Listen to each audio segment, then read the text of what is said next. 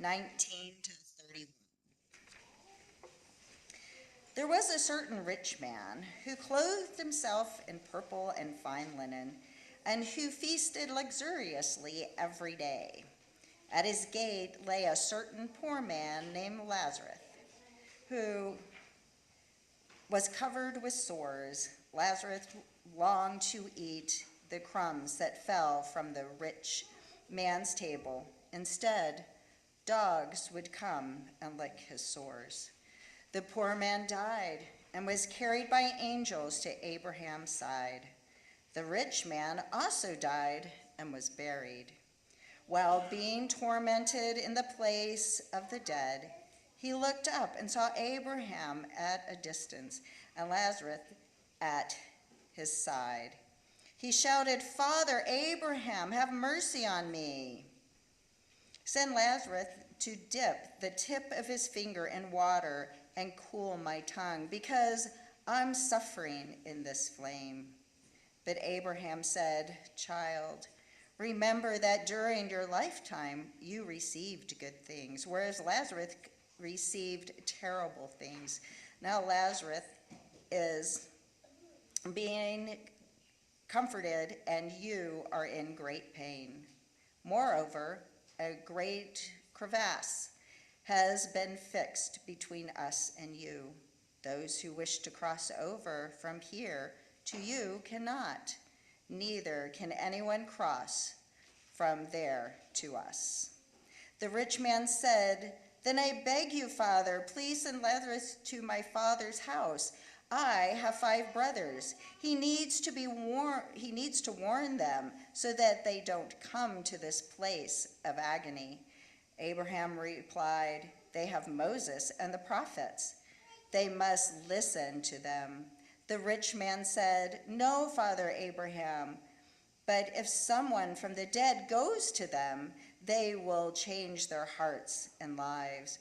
Abraham said, "If they don't listen to Moses and the prophets, then neither will they be persuaded if someone raises from the dead." Gary.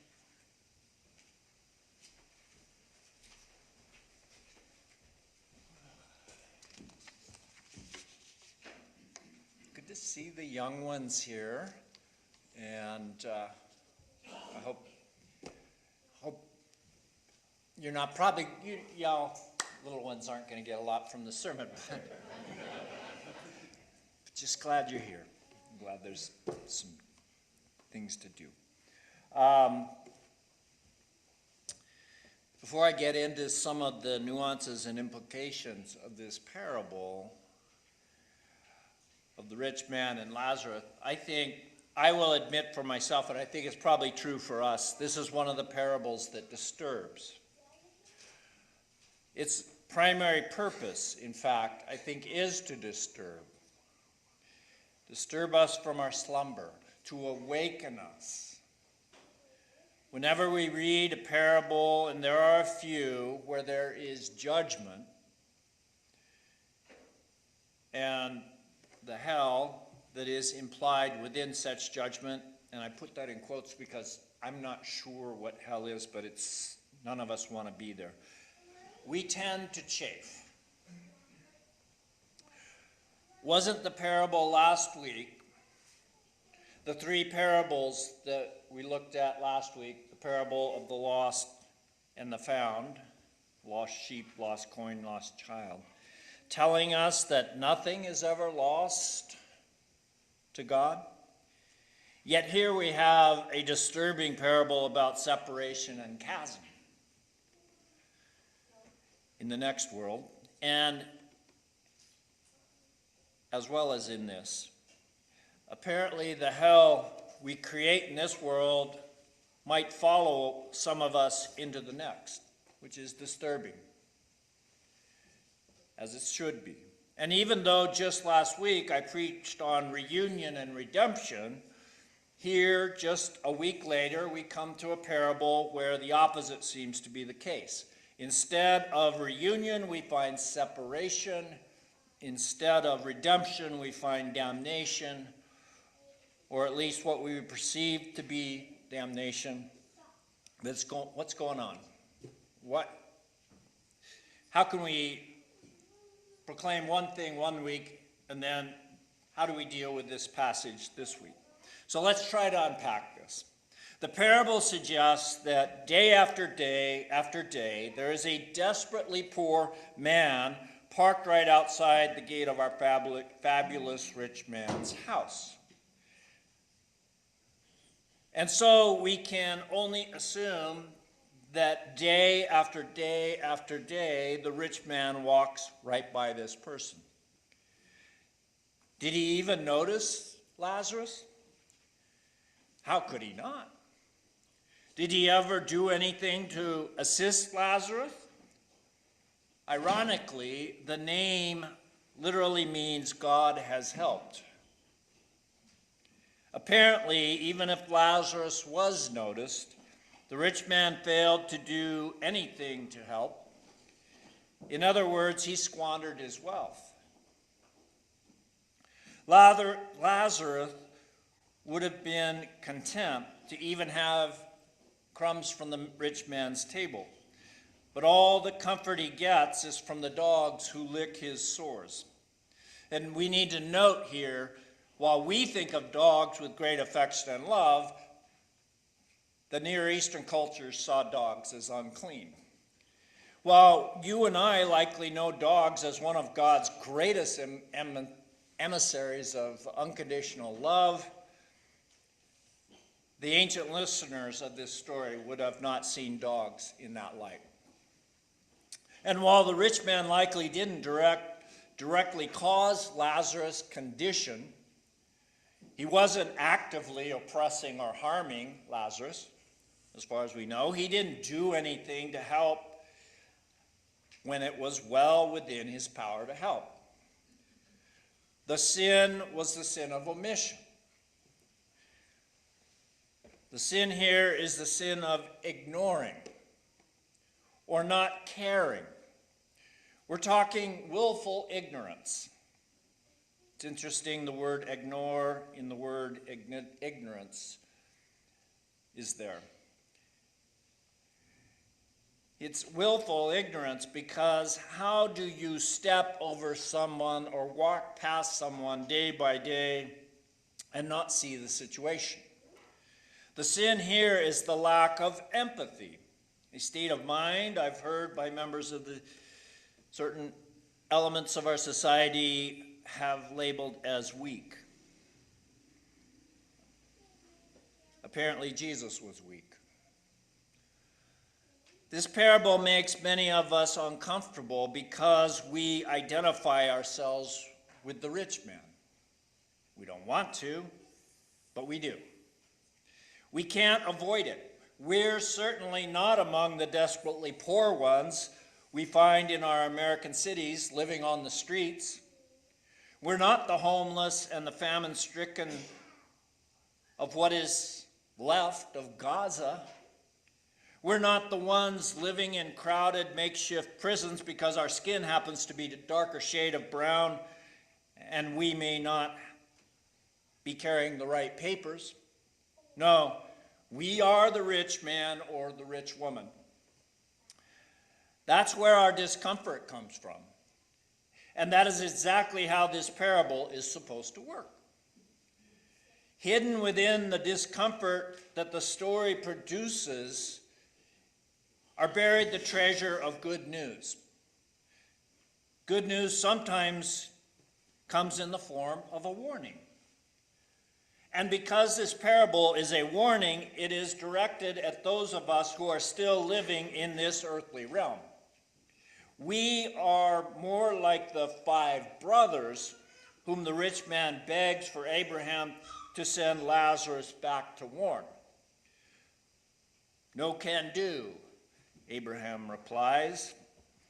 Anyway, how would it make any difference when the Hebrew prophets of old warned the nations of the very same thing, even rising from the dead? Think another Lazarus in the gospel, or think of Jesus on Easter. That won't make a difference.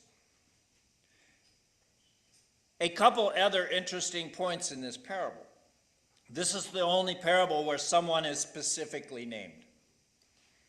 Most parables speak generally about a certain steward or a father or a rich man or a seed or a Samaritan, nameless ones.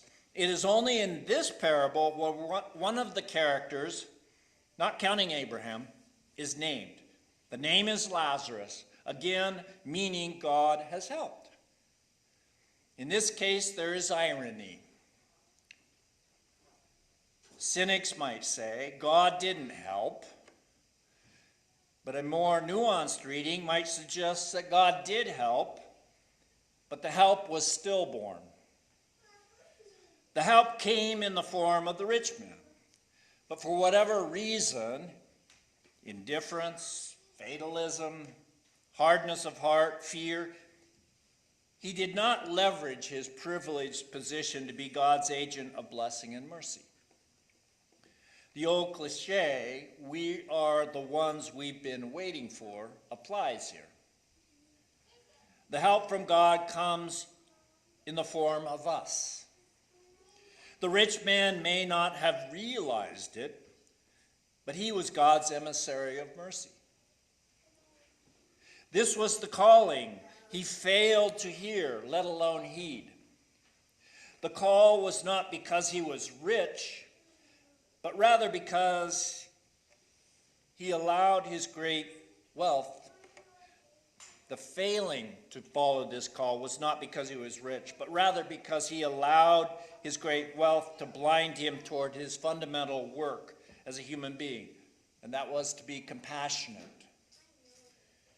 He allowed himself to fall into this binary trap noted by the writer of Proverbs 30, 8-9. In that Proverbs, it says, as a prayer to God, give me neither poverty nor extreme riches, just give me the food I need. Otherwise, I will be so full that I will deny God and say, who is the Lord? That is what happens too often, I think, when we are gifted with great wealth. We become blind. We become distracted by the bright, shiny new thing someone is trying to sell us. We become numb to our connection to others, especially the least among us. And when do we remember God? When do we feel the compassion of God's Spirit working in us? It happens, I believe, when we encounter in the flesh the other. The poor aren't abstractions or statistics or even mere images on screens, but rather because of our shared mortality and because we are born out of the eternal cosmos, the so-called poor are also our brothers and sisters. We share the same ultimate fate because we come from the same source. Lazarus isn't an abstraction. He has a name, and with his specific name comes a specific story, and with each unique specific story comes an encounter with our very selves in whom the divine dwells. I know that sounds a little cosmic, but let's consider Jesus when he said, when you did it for the least of these, you did it for me.